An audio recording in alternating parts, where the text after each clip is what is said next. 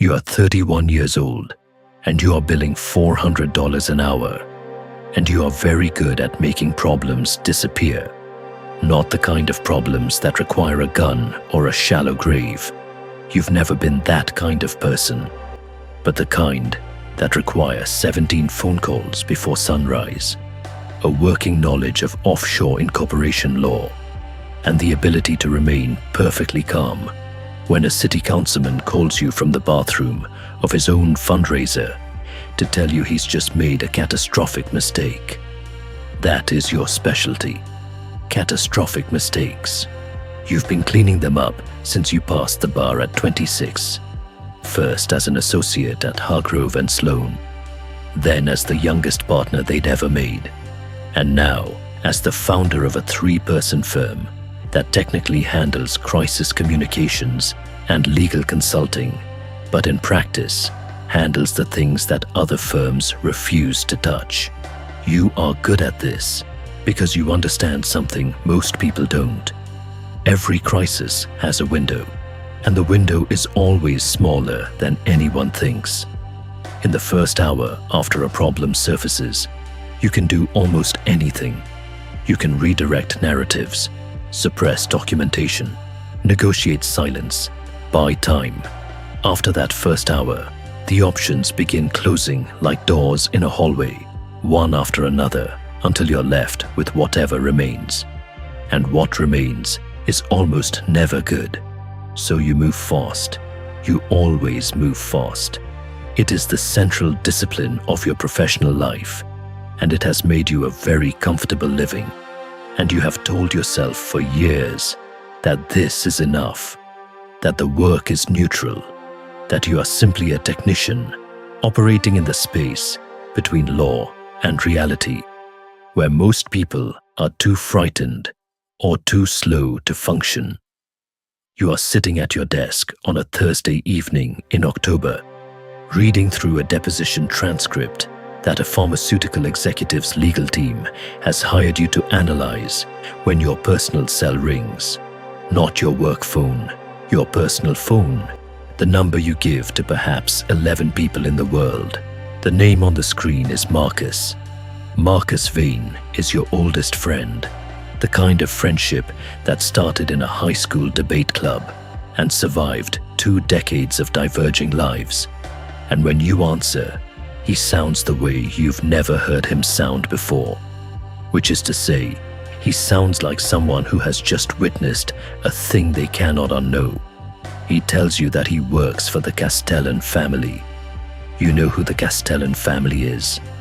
Anyone who has operated in the grey edges of commerce and law in this city for more than a year knows who the Castellan family is. They are not a rumor. They are not organized crime in the cinematic sense. Not men in ill-fitting suits conducting business in restaurant back rooms, though that version of them existed once in the generation of Dominic Castellan, who built the original empire through construction contracts, union manipulation, and port operations that no one looked at too carefully. What they are now is something considerably more sophisticated and considerably more dangerous. A privately held conglomerate with legitimate subsidiaries in logistics, real estate, and private equity that serves as the surface layer over a financial infrastructure that moves money for people whose names never appear in any database you can legally access. They have attorneys, they have accountants, they have politicians. What they apparently do not have, Marcus tells you in a voice stripped of everything except controlled urgency, is a fixer who is still breathing. The last one, a man named Pierce, has been found in his car at the bottom of a drainage canal outside the city. The family does not believe this was an accident. They believe Pierce was removed by a rival organization that has been systematically identifying and eliminating the people who make the Castellan operation function. They believe the next 72 hours will determine whether the family survives intact or fractures under the pressure of 3 simultaneous crises that Pierce was in the process of managing when he died. Marcus is telling you this because the head of the family, Eleanor Castellan, Dominic's daughter, who has run the organization for 9 years, and who is by every account a different and more formidable creature than her father, has asked him to make one call. And Marcus, God help him, has called you. You sit with the phone against your ear for a long moment. The deposition transcript is still open on your desk. The pharmaceutical executive's problem, which seemed significant an hour ago, now has the quality of something happening on a television in another room. You ask, Marcus, what happens if you say no? He is quiet for 3 seconds, which is its own answer.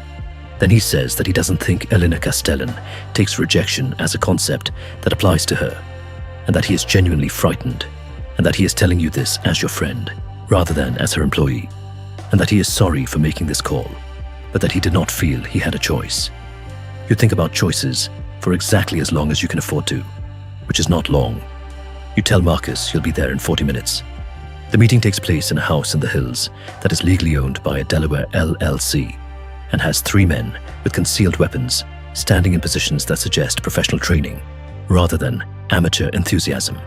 Elena Castellan is 52 years old, and she is sitting at the head of a dining table that could seat 20, and she is the most composed person you have ever met, and you have met a great many composed people. She has the specific stillness of someone who stopped being afraid of most things a long time ago, and has since reorganized her entire psychology around the management of outcomes. She looks at you for a moment before she speaks, which you understand is a form of calibration. Then she tells you what Pierce was working on. There are 3 problems. The first is a federal inquiry that has gotten closer than it should have to a series of wire transfers connected to a Castellan subsidiary in Cyprus. Not close enough to be actionable yet, but close enough that the right document appearing in the wrong place could change that within a week. The second is a city commissioner named Harold Fitch, who has been taking payments from the family for 6 years in exchange for favorable zoning decisions, and who has, in the aftermath of Pierce's death and his own unrelated panic attack, begun making inquiries to a federal public defender about the possibility of cooperation. The third is a logistics operation in the port that has become temporarily compromised by the disappearance of a customs official who was, as Elena puts it with no visible emotion, a long-standing partner, and which needs to be restructured in the next 4 days, or a shipment worth approximately $40 million becomes exposed. She tells you what she is prepared to offer in exchange for your services. The number is significant enough that you feel something shift in the architecture of your thinking, which is itself a warning sign you note and file away. She tells you that she is not asking you to do anything illegal. That is a formulation you recognize, because it is technically accurate and practically meaningless, since the things she is asking you to do will require you to interact with people who are doing illegal things on her behalf, which in the eyes of a sufficiently motivated prosecutor has a way of blurring together. You understand this. You agree to the terms. That was 4 years ago. The problem with becoming indispensable to people like Elena Castellan is that indispensability is a cage that looks, from the inside, like security. In the first year, you tell yourself you are managing your exposure, that you are keeping yourself on the correct side of every line that matters, that you are a crisis consultant and nothing more. You handle the Cyprus situation by identifying a mid-level compliance officer at the connected bank who has an undisclosed conflict of interest and arranging, through a series of intermediaries, for that information to reach the right person at the right moment, redirecting the inquiry's focus from the Castellan transfers to the compliance officer's own conduct. You handle Harold Fitch by having a very direct conversation with him in a parking garage in which you explain, without ambiguity, that his value to the family as a living non-cooperating witness is considerably greater than whatever the federal government can offer him, and that the family is aware of this calculation, and that they would appreciate if he would make the same calculation himself. He does. The port situation you solve through a legitimate restructuring of the logistics subsidiary that removes the compromised customs pathway and reroutes the operation through a new set of relationships you spend 3 weeks carefully establishing. Elena pays you. She tells you that Pierce would have taken 6 weeks to accomplish what you did in 20 days. She says this without warmth, as a pure data point, which is somehow more meaningful than praise would have been. She tells you that she would like to retain you on an ongoing basis. You accept, and you tell yourself you will establish boundaries, that you will define clearly what you will and will not do, that there is a version of this arrangement that doesn't consume you. You are not entirely wrong. You do establish limits, real ones that Eleanor respects, because she is pragmatic above all else, and a fixer who refuses to cross certain lines is still more valuable than no fixer at all. But limits in this world are like property lines in a flood, visible on the map, irrelevant when the water rises. By the second year, you have learned things about the Castellan organization that changed the shape of what you thought you were managing. You knew, in a general sense, that the family's money came from sources that would not survive public examination. What you learn in the specifics is different. It's the granular, operational reality of how an organization like this functions across dozens of subsidiaries, through shell companies in 7 countries, through relationships with people in law enforcement and government and finance, whose names would, if they appeared in the same sentence as Elena Castellan's, end careers and open grand jury proceedings. You are not asked to manage most of these relationships directly, but you know about them, and knowing is its own form of complicity, and you understand this more clearly with each passing month. The moral arithmetic you perform during this period is not simple, but it is real. You are not hurting anyone directly. You are not moving product, not directing violence, not participating in the actual machinery of harm. You are a layer of insulation, and insulation by definition sits between the current and the thing it's protecting. You tell yourself this. You also tell yourself, in the private hours between 2 and 4 in the morning, when the work is done and the adrenaline has begun to metabolize, that you are the reason the current flows at all, and that insulation, which enables a dangerous current, is doing something other than innocent work. You don't resolve this. You continue.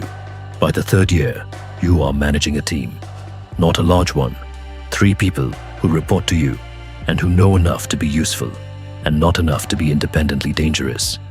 And you are billing the family through a consulting entity that is itself structured in a way that makes the relationship difficult to trace, which is a thing you arranged yourself and which represents, you acknowledge in your most honest moments, a clear line you crossed somewhere in the middle of year 2 without making a formal decision to cross it.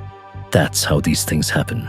You've learned, not with the decision, but with an accumulation of small adjustments, each one defensible in isolation, each one moving the coordinate just slightly until the position you occupy looks nothing like the one you started from. In the 3rd year, someone tries to kill you. It is not dramatic in the way you might have imagined. It is a car that accelerates in a parking structure when you are walking to your vehicle on a Wednesday morning, and it misses you by close enough that you feel the displaced air against your left arm, and it exits the structure at a speed that makes accident unlikely. You stand for a moment with your heart operating at a frequency it was not designed for, and then you call Elena before you call anyone else, which tells you something about what your life has become. She has an answer within 4 hours, a faction within a rival organization that has been mapping the Castellan infrastructure's key nodes. The same effort that took Pierce has identified you as what you are, which means you are now a target of the same kind that Pierce was, which means the threat is real and ongoing and cannot be solved by avoidance because you cannot stop being what you are. Elena provides security. 2 people, professionals, who are now a permanent feature of your daily existence. You have traded the version of your life that included solitude and anonymity, and the theoretical possibility of walking away for a version that includes bodyguards and the certain knowledge that the family's enemies know your face. You process this over the course of about a week, during which you continue working because the work doesn't stop. And by the end of the week, you have integrated it and moved on, which may be the most disturbing thing about what you've become. Your capacity to absorb information that should fundamentally alter your sense of your own life and simply continue. Now, it is year 4, and you are in the middle of the most complex situation you have managed since the Cyprus problem in year 1. And the stakes are different now, because you are different now, and because the landscape is different, and because 3 separate investigators from 2 different federal agencies have begun, through separate and uncoordinated inquiries, to draw lines that are converging in your general direction.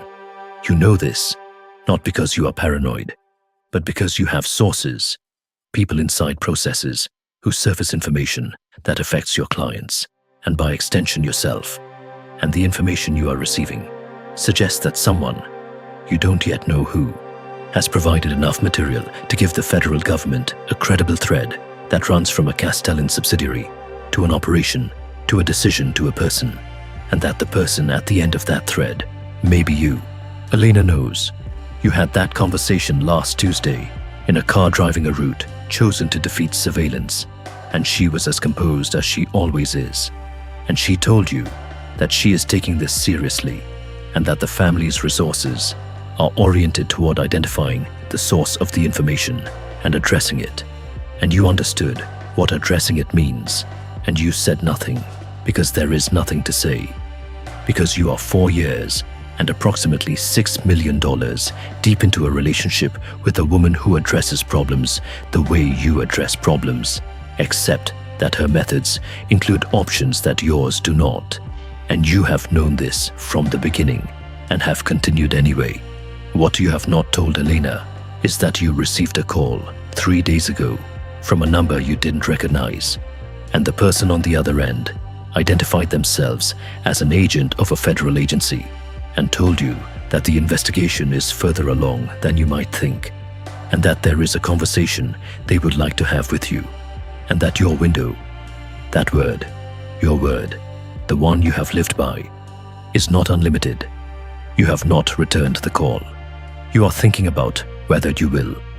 This is the calculus you perform now, in the small hours of a morning that hasn't decided yet whether it's night or day, sitting in an apartment that the family pays for, in a building with security you didn't choose, with 2 people outside your door whose job is to keep you alive, and whose presence is a permanent reminder that the life you are living is no longer fully your own.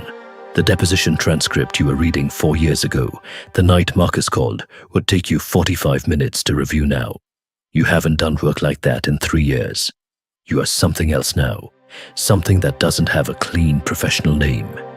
And the question that sits at the center of every sleepless hour is whether the version of yourself that exists at the end of this road, whichever end it turns out to be, is someone you made or someone you became without noticing. The phone is on the table. The number is in your recent calls. You have 72 hours, at your most optimistic estimate, before the decision makes itself. You have always believed that every crisis has a window. You are beginning to understand what it feels like to be on the wrong side of one.